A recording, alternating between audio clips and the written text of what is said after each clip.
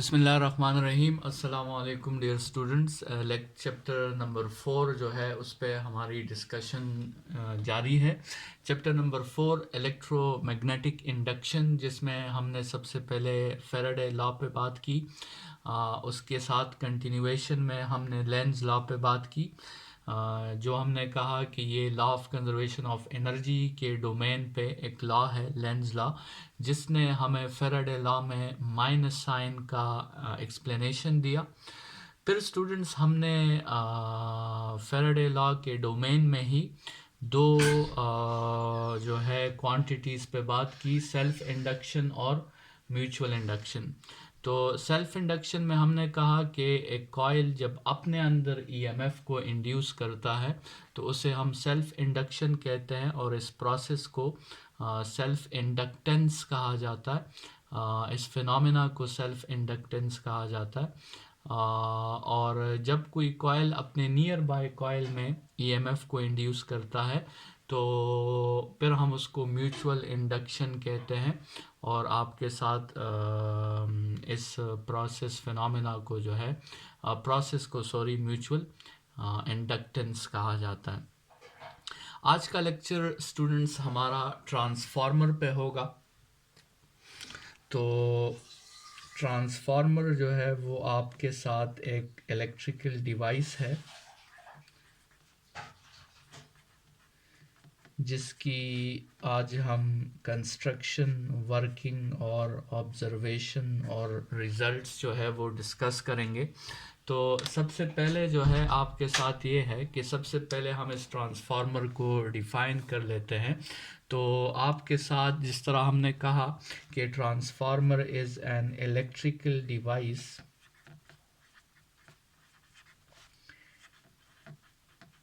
Transformer electrical device है, और ये आपके साथ क्या करता है स्टूडेंट्स, ये आपके साथ वोल्टेज को स्टेप अप करता है या ये आपके साथ वोल्टेज को स्टेप डाउन करता है। ठीक है, वोल्टेज को स्टेप अप करता है या ये वोल्टेज को स्टेप डाउन करता है। ठीक है, ये इसका फ़ायदा है, ये इसकी आपके साथ यूज़ है। ठीक है, कि ये वोल्टेज को स्टेप अप या स्टेप डाउन करता है। लेकिन ये बात याद रखें कि ट्रांसफार्मर क्या करता है, ये हमेशा एसी सप्लाई पे काम कर सकता है। ठीक है, डीसी सप्लाई पे ये काम नहीं कर सकता। उस पर हम आगे बात करेंगे कि डीसी सप्लाई पे ये क्यों काम नहीं करता। अच्छा, ये तो डिफिनीशन हो गई स्टूडेंट्स। अगर हम इस ट्रांसफार्मर के वर्किंग प्रिंसिपल की तरफ आए कि फिज़िक्स का वो कौन सा उसूल है, वो कौन सा टॉपिक है जिसके हेल्प से हमने अपने लिए ये ट्रांसफार्मर्स बनाए, तो स्टूडेंट्स वो उसूल, वो टॉपिक जो है वो है म्यूचुअल इंडक्शन। इसका वर्किंग प्रिंसिपल आपके साथ क्या है, इसका वर्किंग प्रिंसिपल आपके साथ है म्यूचुअल इंडक्शन। मतलब इस ट्रांसफार्मर में क्या होता है कि एक प्राइमरी कॉइल के हेल्प से हम सेकेंडरी कॉइल में ईएमएफ को इंड्यूस करते हैं और ईएमएफ को प्रोड्यूस करते हैं सेकेंडरी कॉइल में। तो इसका वर्किंग प्रिंसिपल जो है वो आपके साथ म्यूचुअल इंडक्शन है। स्टूडेंट्स इसकी कंस्ट्रक्शन की तरफ आते हैं और कंस्ट्रक्शन में देखते हैं कि इसके मेन पार्ट्स जो हैं वो आपके साथ कौन कौन से हैं। तो सबसे पहले तो स्टूडेंट्स कंस्ट्रक्शन में इसमें एक आयरन कोर होता है, इस तरह का रेक्टेंगुलर आयरन कोर होता है, जो दरमियान से आप उसे कह दें कि एम्प्टी है। इस तरह का एक रेक्टेंगुलर आपके साथ आयरन कोर होता है। ठीक है, तो सबसे पहली चीज़ कंस्ट्रक्शन में जो है वो क्या है, वो आपके साथ है आयरन कोर। आयरन कोर का फ़ायदा क्या है स्टूडेंट्स? आयरन कोर का फ़ायदा आपके साथ ये है कि ये फेरोमैग्नेटिक मटेरियल है, और फेरोमैग्नेटिक मटेरियल आपके साथ मैग्नेटिक फील्ड को स्ट्रॉन्ग करता है। मैग्नेटिक फील्ड को ये स्ट्रांग रखता है, मैग्नेटिक फील्ड को जो है वो कंसंट्रेट रखता है और मैग्नेटिक फील्ड को बाहर जाने नहीं देता और सब लाइंस को अपने अंदर गुजारता है। तो इसलिए हमने आयरन कोर यूज़ किया है ताकि ये मैग्नेटिक फील्ड को या उसके लिंकेज को ज़ाया होने ना दे और ये उसे जो है वो यूज़फुल अंदाज में यूज़ कर सके। तो इसलिए हमने आयरन कोर यूज़ किया है। कोर यूज़ करने के नुकसानात भी होते हैं स्टूडेंट्स, उस पर आगे फिर कभी बात करेंगे। लेकिन हम जब एक चीज़ के फ़ायदे भी होते हैं और नुकसानात भी होते हैं तो हम फ़ायदे को मैक्सिमाइज़ करने की कोशिश करते हैं और नुकसानात को फिर मिनिमाइज़ करने की कोशिश करते हैं। तो कोर के जो नुकसानात हैं उनको मिनिमाइज़ करने के लिए भी हमने तरीके निकाले हुए हैं जिस पे हम जो है फिर आगे चैप्टर्स में बातें करेंगे। लेकिन फ़िलहाल जो है आपके साथ आयरन कोर हम क्यों यूज़ कर रहे हैं, फ़ायदा इसका क्या है, क्योंकि ये मैग्नेटिक फील्ड को स्ट्रांग करने के लिए हमने इसे यूज़ करना है। स्टूडेंट्स फिर आपके साथ जो है प्राइमरी कॉइल होता है।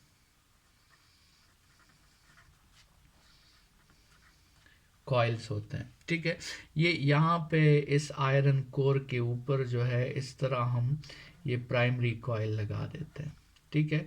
और ये प्राइमरी कॉइल कनेक्ट होता है इनपुट बैटरी के साथ। ये एक अल्टरनेटिंग बैटरी है जो हमने स्टार्ट में कहा था कि it works on AC power supply, ठीक है। तो ये एक अल्टरनेटिंग सप्लाई है। तो प्राइमरी कॉइल है और प्राइमरी कॉइल में स्टूडेंट्स आपके साथ जो टर्न्स हैं उन टर्न्स को हम NS कह देते हैं और जो प्राइमरी कॉइल का वोल्टेज है उसको हम VP कह देते हैं। ये जो आपके साथ वोल्टेज है इसको हमने VP कह दिया। इस प्राइमरी कॉइल में जितने टर्न्स हैं उनको हमने NS कह दिया और इस प्राइमरी कॉइल में जो करंट मूव हो रही है उस करंट को हमने IP कह दिया, ठीक है। दूसरी चीज आपके साथ कंस्ट्रक्शन में ये हो गई प्राइमरी कॉइल। तीसरी चीज स्टूडेंट्स आपके साथ कंस्ट्रक्शन में वो सेकेंडरी कॉइल है। सेकेंडरी कॉइल वो कॉइल जिसमें आपको EMF चाहिए, ठीक है। वो कॉइल आपके साथ यहाँ इस साइड पे हम लगा देते हैं इस तरह और इसके साथ हमने कोई बैटरी नहीं लगानी। इसके साथ हमने लेट सपोज लगा दिया एक रेजिस्टर लगा दिया, एक आउटपुट रेजिस्टर, ठीक है। तो स्टूडेंट्स म्यूचुअल इंडक्शन के हेल्प से और फेराडे लॉ के हेल्प से यहाँ पर इस कॉइल में EMF भी इंड्यूस हो जाता है और इस कॉइल में करंट भी इंड्यूस हो जाती है। तो इस कॉइल में जो EMF इंड्यूस होगा उस EMF को हम सेकेंडरी वोल्टेज कहेंगे। इस कॉइल के जितने नंबर ऑफ टर्न्स हैं उन नंबर ऑफ टर्न्स को हम, ये तो प्राइमरी है, इसको सेकेंडरी नंबर ऑफ टर्न्स कहेंगे और उस इंड्यूस्ड EMF की वजह से इस कॉइल में जो करंट जो है वो मूव करेगा उस करंट को हम सेकेंडरी करंट कह देंगे, ठीक है। तो यहाँ VP, IP और NP और यहाँ NS, IS और VS, ठीक है। प्राइमरी के साथ हमने P का सबस्क्रिप्ट लगा दिया और सेकेंडरी के साथ हमने जो है वो S का सबस्क्रिप्ट लगा दिया। तो स्टूडेंट्स अभी इसकी अगर हम वर्किंग को देख लें तो वर्किंग इसकी कैसे होगी, अगर हम स्टेप बाय स्टेप इसकी वर्किंग देख लें तो स्टेप बाय स्टेप इसकी वर्किंग कुछ इस तरह होगी स्टूडेंट्स कि देखें यहाँ पर इस प्राइमरी कॉइल में वोल्टेज, चूँकि हमने अल्टरनेटिंग वोल्टेज लगाया हुआ है, AC वोल्टेज है, तो स्टूडेंट्स आपके साथ VP जो है उसमें चेंजेस आएंगी। VP में क्या आएंगी, आपके साथ चेंजेस आएंगी। अल्टरनेटिंग वोल्टेज है तो वो चेंज होगा और वो आपको पता है कि अल्टरनेटिंग वोल्टेज कैसे चेंज होता है, उसमें क्रस्ट होते हैं और ट्रफ्स होते हैं, तो वो वक्त के साथ चेंज होगा। अच्छा, जब आपके साथ यहाँ पर वोल्टेज चेंज होगा तो इस कॉइल में जो करंट जा रही है जिसको हमने IP कहा, स्टूडेंट्स वो करंट भी चेंज होगी, क्योंकि according to ohm law current depends on voltage, और जिस तरह वोल्टेज चेंज होगी उसी मैकेनिज्म से आपके साथ करंट भी चेंज होगी, करंट भी कम और ज़्यादा होगी। स्टूडेंट्स जब करंट ज़्यादा होगी तो ये करंट तो इस कॉइल में मैग्नेटिक फील्ड बनाएगी, ठीक है। ये कॉइल तो चैप्टर नंबर 13 में इलेक्ट्रोमैग्नेटिज्म में हमने पढ़ा था कि एक सोलोनाइड जो है उससे जब करंट गुजरती है तो वो सोलोनाइड तो इलेक्ट्रोमैग्नेट बन जाता है, वो अपनी फील्ड बनाएगा। लेकिन जब करंट चेंज होगी स्टूडेंट्स तो वो फील्ड भी आपके साथ चेंज होंगी, फील्ड में आपके साथ चेंजेस आएंगी। यहाँ कभी ज़्यादा लाइंस बनेंगी, कभी यहाँ पे कम लाइंस बनेंगी। और स्टूडेंट्स ये लाइंस जो हैं जो कम और ज़्यादा हो रही हैं, ये तो इस आयरन कोर से आते हुए किसके साथ लिंकेज कर रही है, ये तो इस सेकेंडरी कॉइल के साथ लिंकेज कर रही है। तो प्राइमरी कॉइल पे अगर मैग्नेटिक फील्ड चेंज होगी स्टूडेंट्स तो सेकेंडरी कॉइल पे फ्लक्स चेंज नहीं हो जाएगा, सेकेंडरी कॉइल पे तो फ्लक्स भी चेंज हो जाएगा। और अगर सेकेंडरी कॉइल पे फ्लक्स चेंज हो गया तो स्टूडेंट्स आपके साथ इंड्यूस्ड ईएमएफ का कॉज जो है वो प्रोड्यूस हो जाएगा। तो आपके साथ आउटपुट में इंड्यूस्ड ईएमएफ भी प्रोड्यूस हो जाएगी, और उसी इंड्यूस्ड ईएमएफ की वजह से आपके साथ इंड्यूस्ड करंट भी प्रोड्यूस हो जाएगी। सो ये आपके साथ ट्रांसफार्मर की वर्किंग है और इस अंदाज से जो है वो काम करता है। स्टूडेंट्स अभी अगर हम थोड़ा सा कैलकुलेशंस की तरफ आ जाएं, कैलकुलेशंस की तरफ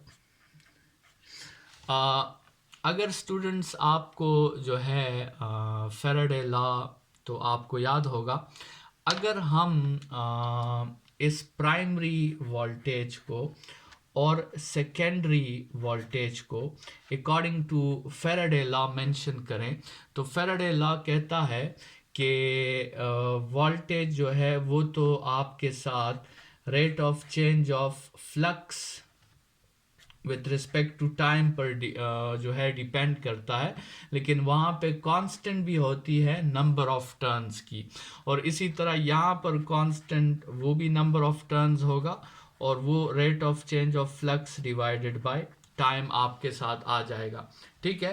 तो यहाँ पर भी आपके साथ जो है वो एन पी मतलब turns in the primary coil और एन एस का मतलब turns in the secondary coil.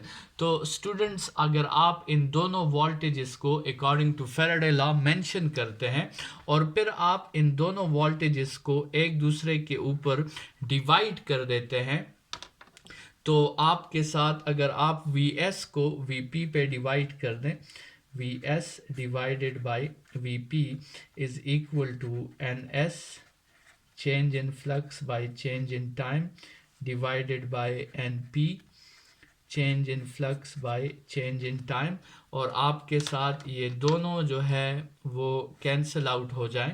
तो आपके साथ एक सिंप्लीफाइड फार्मूला कुछ इस तरह आता है कि Vs divided by Vp is equal to Ns divided by Np।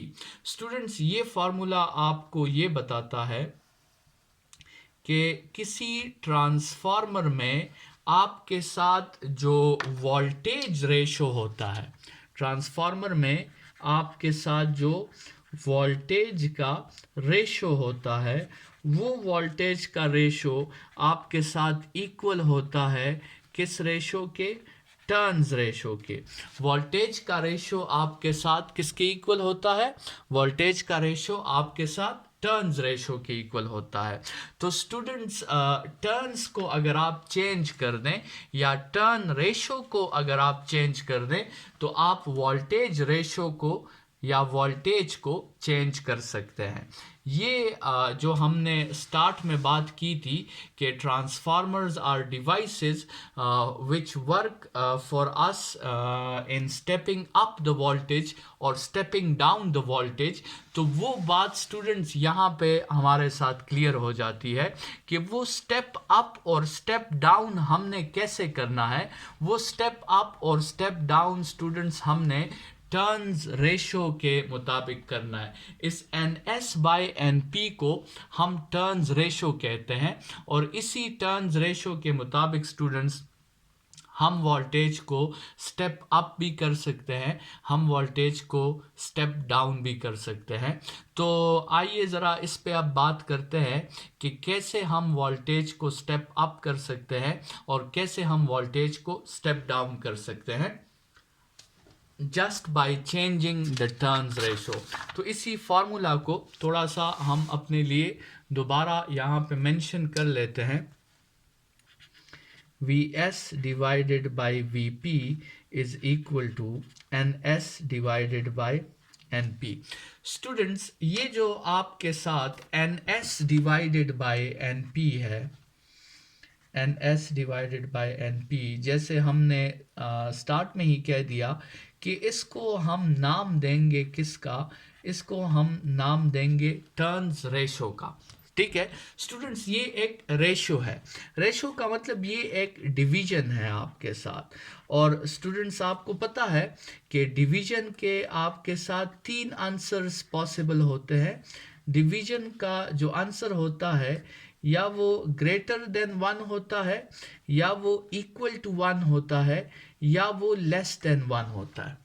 ठीक है, डिवीजन जब आप दो वैल्यूज को डिवाइड करते हैं, दो पॉजिटिव वैल्यूज को जब आप डिवाइड करते हैं, तो आपके 3 आंसर्स जो है वो पॉसिबल है। मतलब टर्न्स रेशो जब भी आप लेंगे तो आपके ये 3 पॉसिबिलिटीज आएंगी। या तो आपका टर्न रेशो जो होगा वो 1 से ग्रेटर होगा, या आपका टर्न रेशो 1 के इक्वल होगा, या आपका टर्न रेशो 1 से कम होगा। तो स्टूडेंट्स अगर आपका जो टर्न रेशो है अगर वो 1 से ग्रेटर है, ठीक है, फॉर एग्जांपल, तो इसका मतलब क्या होगा? इसका मतलब ये होगा कि फिर number of turns in the secondary coil is greater than number of turns in the primary coil. ठीक है, तो अगर आपका टर्न रेशो 1 से ग्रेटर है और इसका मतलब है कि असल में आपके सेकेंडरी कॉइल के टर्न्स जो हैं वो प्राइमरी कॉइल से ग्रेटर है, तो फिर तो स्टूडेंट्स ये Vs/Vp जो होगा ये भी आपके साथ 1 से ग्रेटर होगा, क्योंकि जब ये साइड 1 से ग्रेटर है तो ये साइड भी 1 से ग्रेटर होगी, और अगर ये साइड भी 1 से ग्रेटर है तो इसका मतलब फिर सेकेंडरी वोल्टेज जो है वो प्राइमरी वोल्टेज से ज़्यादा होगी। और स्टूडेंट्स ऐसे ट्रांसफार्मर को फिर हम कहेंगे कि इसने क्या किया है, इसने स्टेप अप किया है। इस ट्रांसफार्मर ने वोल्टेज को क्या किया है, स्टेप अप किया है। तो स्टूडेंट्स स्टेप अप ट्रांसफार्मर उस ट्रांसफार्मर को कहते हैं जिसमें सेकेंडरी में नंबर ऑफ कॉइल्स जो है वो प्राइमरी के नंबर ऑफ कॉइल्स से ज़्यादा हो। अच्छा स्टूडेंट्स, दूसरी सिचुएशन आपके साथ ये है कि अगर आपके साथ ये टर्न रेशो जो है ये 1 के इक्वल आ जाए, तो 1 के इक्वल तो ये तभी आ सकती है जब प्राइमरी कॉइल और सेकेंडरी कॉइल में नंबर ऑफ टर्न सेम हो, और अगर वही 1 की वैल्यू हम यहाँ पे पुट कर दें तो इसका मतलब ये होगा कि आपके साथ Vs/Vp भी 1 के इक्वल हो जाएगा। इसका मतलब Vs आपके साथ Vp के इक्वल हो जाएगा। स्टूडेंट्स आप देख सकते हैं कि इस ट्रांसफार्मर ने ना स्टेप अप किया है और ना स्टेप डाउन किया है। ऐसे ट्रांसफार्मर को हम स्टेप फॉरवर्ड ट्रांसफार्मर कहते हैं। इसने सिर्फ वोल्टेज को आगे शिफ्ट कर दिया है, जो था वो उसी वैल्यू को उसने जो है वो आगे शिफ्ट कर दिया है, ना इसने स्टेप अप किया है ना इसने स्टेप डाउन किया है। अच्छा स्टूडेंट्स, इसी तरह अगर आपके साथ ये टर्न्स रेशो जो तीसरी पॉसिबिलिटी है, अगर ये लेस देन 1 आए तो इसका मतलब होगा कि उस केस में सेकेंडरी कॉइल्स प्राइमरी कॉइल से आपके साथ कम होंगी, और उस सिचुएशन में फिर Vs/Vp भी 1 से लेस ही आएगा, और इसका मतलब ये होगा कि Vs जो है वो Vp से लेस होगी। तो इसका मतलब ये हुआ स्टूडेंट्स कि इस ट्रांसफार्मर ने आपके साथ क्या किया है, इस ट्रांसफार्मर ने आपके साथ स्टेप डाउन किया है, वोल्टेज को आपके साथ स्टेप डाउन किया है। तो स्टूडेंट्स ये जो है according to the formula, according to the first formula जो हमने ये फार्मूला डिराइव किया, V S by V P is equal to N S by N P, इस फार्मूला के मुताबिक हमने ट्रांसफार्मर के 3 टाइप्स जो है वो निकाल लिए। वो था step up transformer, step down transformer और स्टेप फॉरवर्ड ट्रांसफार्मर। तो स्टूडेंट्स कल के लेक्चर में हम इस पे बात करेंगे कि ट्रांसफार्मर को स्टेप अप करना या उसे स्टेप डाउन करना या उसे स्टेप फॉरवर्ड करना, क्या ये law of conservation of energy के ख़िलाफ़ तो नहीं है? क्या वोल्टेज को अप करने से ऐसा तो नहीं है कि इनपुट में एनर्जी या पावर कम है और वोल्टेज को अप करके हम इसके आउटपुट एनर्जी को बढ़ा देते हैं या आउटपुट पावर को बढ़ा देते हैं? क्या यहाँ पर law of conservation of energy obey होती है या नहीं? इस पे इंशाल्लाह कल के लेक्चर में बात होगी। आज के लेक्चर के लिए इतना ही। अपना ख्याल रखिएगा। Thank you students.